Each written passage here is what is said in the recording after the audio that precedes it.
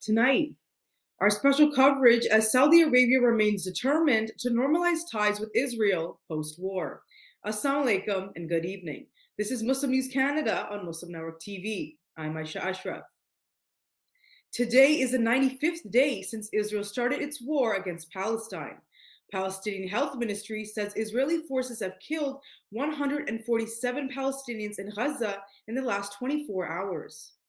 243 have been injured. Israeli airstrikes have hit Rafah city, killing at least 15 people and injuring many more.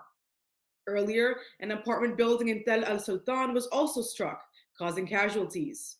Israel claims to have killed the commander of Hezbollah's southern drone unit. However, Hezbollah denies that the deceased man is the unit's commander. 9 more Israeli soldiers have lost their lives in Gaza, bringing the total to 187 since Israel's ground invasion began. At the time of writing, the Palestinian death toll stands at 23,210. Another 8,000 are presumed dead under the rubble. 59,100 Palestinians have been injured. Israel's revised death toll stands at 1,130. Canadian rights organizations are calling Prime Minister Justin Trudeau to back the petition against Israel at the International Court of Justice. In an open letter, more than 250 groups are demanding that Canada uphold international law. The letter says Canada should endorse impartial investigations into potential war crimes in Gaza and acknowledge the World Court's jurisdiction on this matter. The letter condemns the Israeli government's actions, which have resulted in the deaths of thousands of Gaza civilians, including many children. The letter urges the Canadian government to join France and other nations in supporting the court's proceedings initiated by South Africa. The open letter is signed by organizations like the National Council of Canadian Muslims, Action for Palestine, the Canadian Council for Indian Muslims, along with many others. The International Court of Justice is set to hold hearings on January 11th and January 12th. Muslim Network TV will be broadcasting the hearing live on its channel. Bolivia has declared its backing for South Africa's legal case against Israel at the International Court of Justice. It says it is committed to peace and justice. In a statement, Bolivia has praised South Africa's historic move to initiate legal proceedings against Israel for violating its obligations under the Genocide Convention. Bolivia is also a signatory of the Genocide Convention. Bolivia had previously severed diplomatic ties with Israel as a response to the aggressive military actions in Gaza. Bolivian President Luis Alberto Arce Catacora has urged the international community to end Israel's occupation of Palestine. Saudi Arabia remains keen on normalizing ties with Israel after the war in Gaza is over. In an interview with the BBC, Prince Khaled bin Bandar, the Saudi ambassador in London, said a normalization deal is close, but has been halted because of Israel's war in Palestine. Prince Khaled, however, says that normalization would not come at the expense of the Palestinian people. He says any agreement should ultimately lead to the establishment of an independent Palestinian state. He urged the United Kingdom to adopt a more balanced approach in its stance towards Israel. Regarding Hamas's role in a future Palestinian state, Prince Khaled said there is a need for careful consideration. He said the Israeli government's uncompromising stance poses challenges in maintaining peace. U.S. Secretary of State Antony Blinken also discussed normalization during his recent meeting with Saudi Crown Prince Mohammed bin Salman. Saudi Arabia has not formally recognized Israel since its creation in 1948. In recent years, Israel has normalized relations with several Middle Eastern countries, including the United Arab Emirates, Bahrain, and Morocco. In related news, an Indian delegation led by a non-Muslim minister is visiting the holy city of Medina in Saudi Arabia. This visit is a rare instance where a non-Muslim dignitary is granted access to Medina, including the area around the Prophet Muhammad's, peace be upon him, mosque. Foreign diplomats from non-Muslim countries are rarely taken to the area, which many Muslims believe should not serve as a tourist site.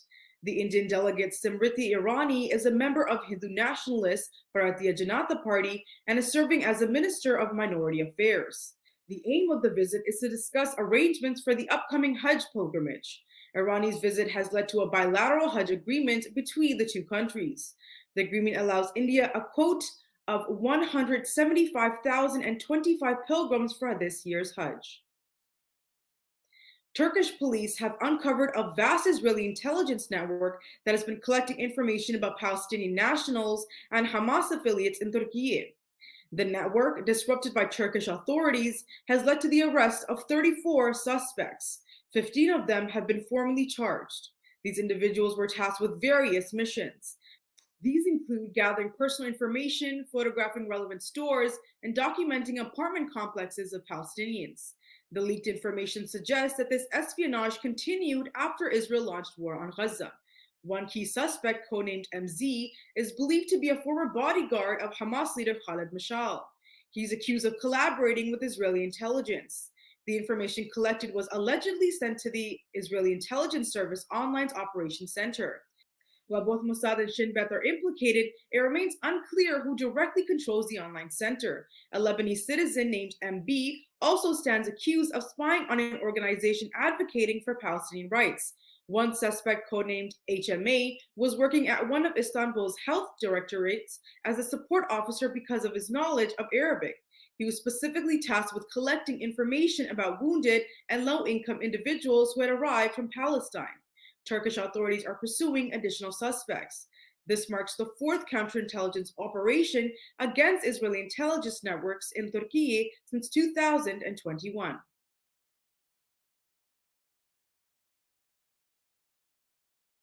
An Australian resident has found a suspected bomb on his car after displaying a Palestinian flag outside his home in Sydney.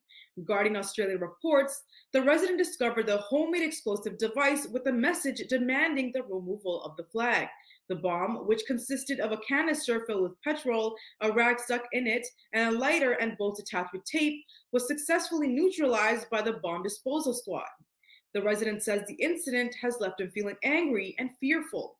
Nasser Mashni of the Australia Palestine Advocacy Network is calling the incident anti-Palestinian racism and Islamophobic in nature. Law enforcement authorities have launched an investigation. They are urging people with information to contact their local Crime Stoppers.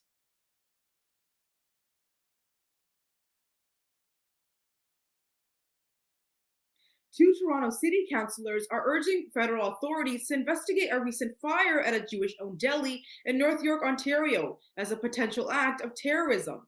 Police believe the arson was targeted. The Deli, International Delicatessen Foods, had Free Palestine graffiti sprayed on its rear doors. Councilors Mike Cole and James Pasternak say the incident is not only an arson attack but intimidation against the shopkeeper due to his Jewish identity. Toronto's hate crime unit is investigating the case. So far, no arrests have been made. The councillors are also expressing concerns about pro-Palestinian demonstrators near Jewish neighborhoods. Canada's new temporary resident pathway to aid people in Gaza is now open. Family members, including parents and grandparents and siblings of Palestinian Canadians, can now apply for temporary residence through this pathway. Immediate family members such as spouses, dependent children, and grandchildren are also eligible. Eligible applicants will be issued temporary resident visas. These visas will be valid for up to 3 years or until the passport expires. Once in Canada, eligible individuals can apply for fee-exempt study permits or open work permits to support themselves. The program also includes health coverage and settlement services upon arrival. The program is open to applications till January 2025 or until 1,000 applications are received.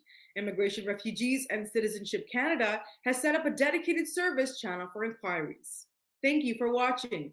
Our news is produced by Muslim Network TV, which is a not-for-profit organization. We need your support for donations. Please scan the QR code on our broadcast or visit muslimnetwork.tv to donate now so we can continue to amplify the voices of Muslims in Canada and abroad.